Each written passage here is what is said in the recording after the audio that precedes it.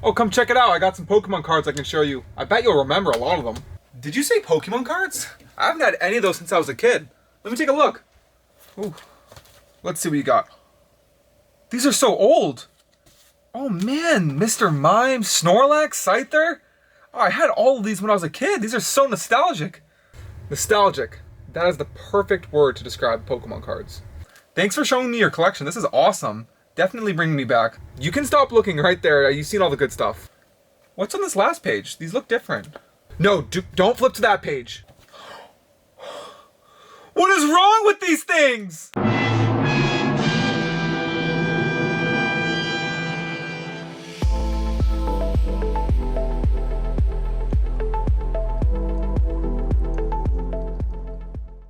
In today's video, I'm going to show you guys my top 5 nostalgic Pokemon cards. These are the cards that bring me back in time and make me feel very nostalgic.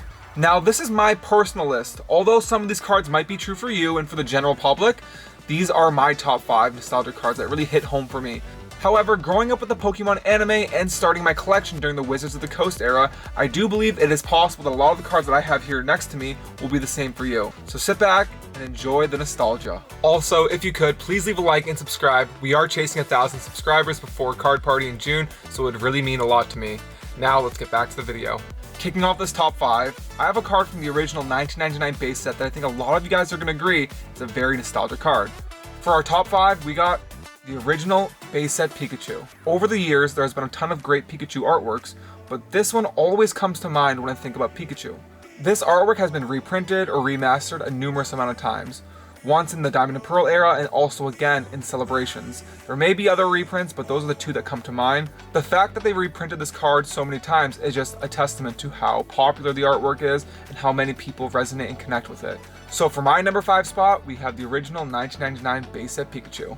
Moving on to number 4, we have another card from base set, and that will be the holographic Zapdos.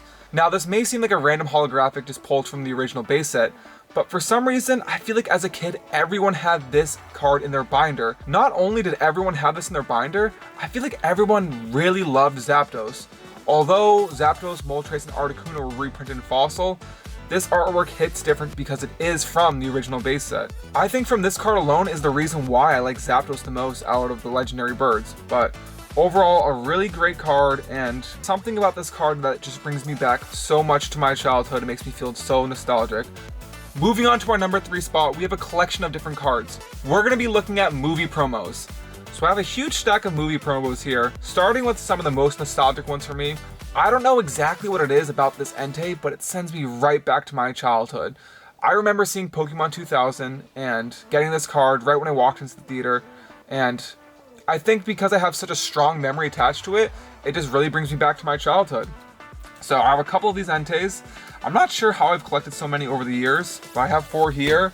And then I also have, I believe, 2 sealed copies of the Entei. I'm not sure if these were given out during Pokemon 2000 or how I obtained these. To be honest, they've been in my collection for a while. Growing up, I think everyone went to the movie theater to see all of the Pokemon movies. The first movie, Pokemon 2000. So I feel like a lot of people also had this card in their collection at an early age. Even though, I feel like a lot of people have it and it's not super rare, I still love this card and I'm glad to have 4 copies in my collection.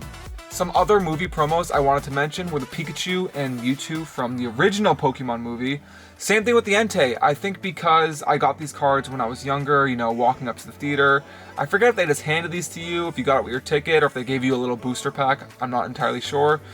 These just, these artworks are iconic, and I'm definitely happy to have these in my collection. I will say though, even though these cards are from the original movie, these Enteis just for some reason hit a lot harder for me. I don't know if it's because the Pokemon movie came out when I was super young, and I was a little bit older to remember these Entei cards. Regardless, Pokemon movie promos from the original couple movies are my 3rd ranking for most nostalgic Pokemon cards. For our 2nd ranking, we're gonna have 2 different cards actually. I really couldn't decide between the 2, and I figured why not show both. I make the rules, it's my channel, doesn't matter. But we have the Machamp and the Aerodactyl. This one from Fossil, which I believe was made in 2000, or maybe the end of 1999 actually. And then the first edition Machamp, which came in the starter deck. When I was younger, I feel like these cards were always found in, my other classmates or my friends' binders. The Machamp especially, because this card was, like mentioned, from the starter deck, so everyone got it. I don't know about you, but when I was younger, I played the card game, but I definitely didn't play it right. I feel like when you're younger, you just put cards down, and whoever had the most power won, and you just made up your own rules as you went, and that was definitely me. So a lot of people had the starter deck, and they owned this Machamp right here.